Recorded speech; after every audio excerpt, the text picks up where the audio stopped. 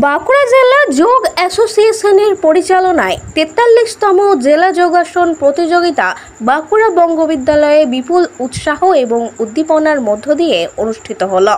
এই প্রতিযোগিতার আনুষ্ঠানিক উদ্বোধন করেন বিশিষ্ট ক্রীড়াপ্রেমী ডক্টর বাণীপ্রসাদ চট্টোপাধ্যায়। উপস্থিত ছিলেন সংস্থার সভাপতি উজ্জ্বল গাঙ্গুলি, কার্যকরী সভাপতি ডক্টর তরুণ চ্যাটার্জি, শিক্ষাবিদ Animesh Chowdhury, lions club of Bankura সেন্ট্রালের সভাপতি লিপিকা মাঝি। জেলার বিভিন্ন প্রান্ত থেকে 295 জন প্রতিযোগী বিভিন্ন বিভাগে অংশগ্রহণ করে। এই প্রতিযোগিতার বিভিন্ন বিভাগে যারা প্রথম স্থান অর্জন করেছে তারা হলো যথাক্রমে বালক বিভাগে স্পন্দন ঘটক, সৈয়দ গায়েন, ঈশান রুইদাস, আয়ুষ মান্না, তমজিৎ ঘোষ, সাত্বিক ভট্টাচার্য, সূর্যকুমার। বালিকা বিভাগে শরণ্যা দে, সনভি ঘড়ুই, বিপ্রা মণ্ডল, অস্মিতা ঠাকুর, নিশা রুদ্র, কেয়া পাল ও অন্বেষা ভান্ডারী।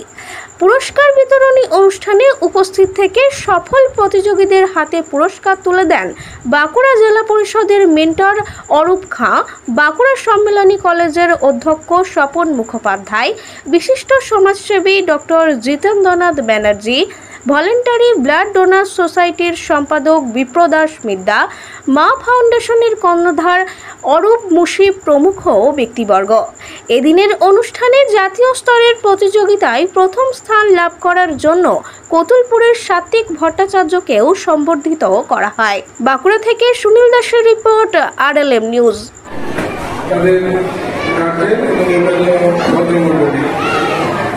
আমি অনুষ্ঠানে আমন্ত্রণ জানাতে চাই জাতীয় ক্রীড়া এবং সংগঠনকে ধন্যবাদ জানাই। বর্তমান দিনে আমরা দেখছি এই উঠতি বয়সের ছেলেমেয়েদের মধ্যে নানা রকম নতুন ধরনের রোগ, যেমন আগে দেখা যেত হার্ট অ্যাটাক বা স্ট্রোক, এই জিনিসগুলো হয় বয়স্কদের মধ্যে, কিন্তু এখন দেখা যাচ্ছে অনেক ছেলে মেয়ে যাদের 22, 24, 25 বছর তাদের মধ্যে এই স্ট্রোক হওয়ার প্রবণতা বাড়ছে। আমাদের এই যে যোগ প্রশিক্ষণ, যোগের মাধ্যমে শুধুমাত্র শরীরের যে ফ্লেক্সিবিলিটি বাড়ে তা নয়, এর মধ্যে একটা মানসিক স্থিতি তৈরি হয়, মানসিক একাগ্রতা তৈরি হয় এবং এই যে একসাথে গ্রুপে যে যোগ শেখা, তার মধ্যে অন্যদের সাথে একটা ইন্টারাকশন তৈরি হয়।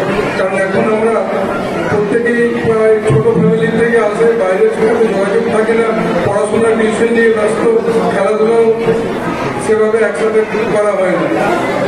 এই জাতীয় ক্রীড়া এবং শক্তি সংঘ যে যোগ প্রশিক্ষণকে এগিয়ে নিয়ে চলেছে, তাতে শুধুমাত্র যে ইন্ডিভিজুয়ালি স্বাস্থ্যের উন্নতি, মানসিক উন্নতি হচ্ছে তা নয়, সামগ্রিকভাবে একটা এই নতুন প্রজন্মের একটা মানসিক গঠন, সামাজিক গঠন এভাবেও এগিয়ে চলেছে।